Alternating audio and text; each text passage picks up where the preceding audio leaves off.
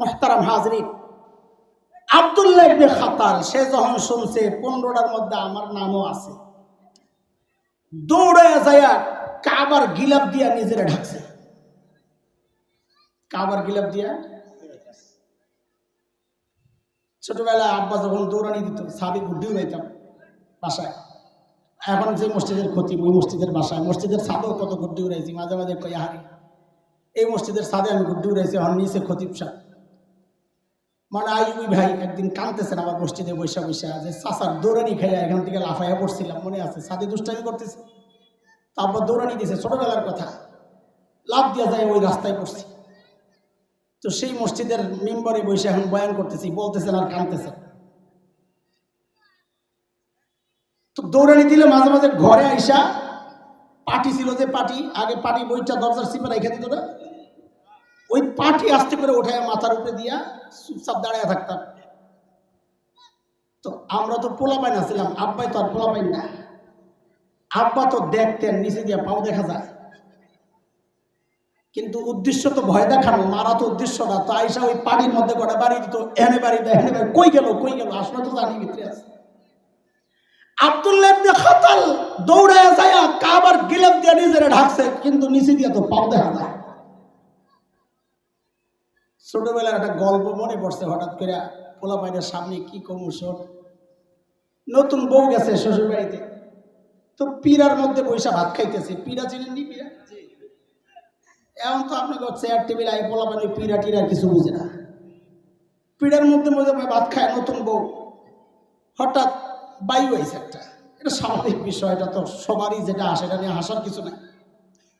দপা দপা আমরা উল্টা করে বলতাম যেন শুনতে খারাপ না লাগে, কি আইছে দপা আইছে, দপা উল্টা করে বুঝছেন, ঠুস করে বসছে, আওয়াজ হয়েছে।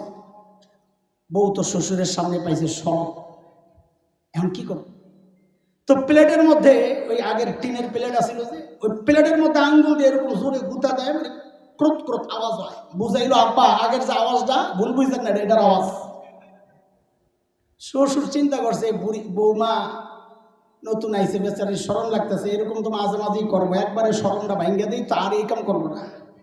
তো শ্বশুর কয় বৌমা আওয়াজটা না এলে কোন রকমের ঢাকলা, গন্ধটা কি করবা? আব্দুল্লাহ ইবনে খাতাল মগা কাবার গিলাফ দিয়ে নিজেরে ঢাকছে, গাদার শরীর নেড়ে ঢাকছস, পাও কি করবি? পাও তো দেখা যায়। হ্যাঁ মনে করছে মুসলমানদের কাছে কাবা অনেক ইজ্জতের জায়গা, এটা দিয়ে যদি আমি নিজেরে ঢাকতে পারি তো হেরা মুসলমান ধোকায় পড়ে আমার ছেড়ে দিব।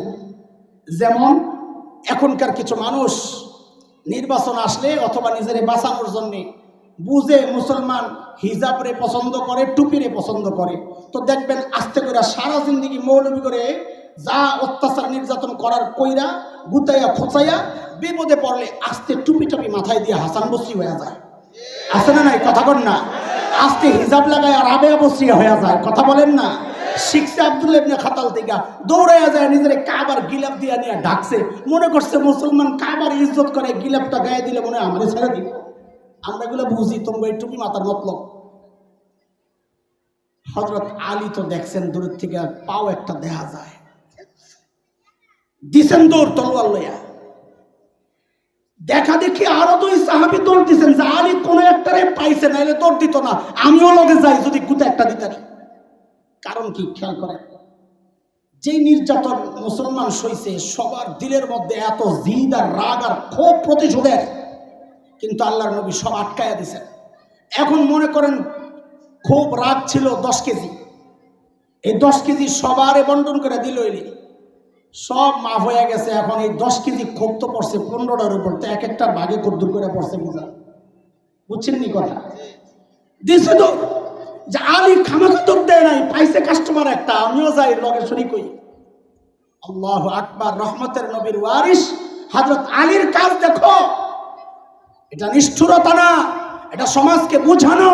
এমন কাজ যারাই করবে তাদের শাস্তি এমনটাই হওয়া উচিত, তাইলে সমাজ থেকে এই জাতীয় নোংরামি দূর হবে, নাইলে দূর হবে না। হযরত আলী যায়া সাথে সাথে তার কল্লাটা ফালাইয়া মাকাম ইব্রাহিমের সামনে আইনা ঝুলাইয়া রাখছে আব্দুল্লাহ ইবনে খাতালের কল্লা।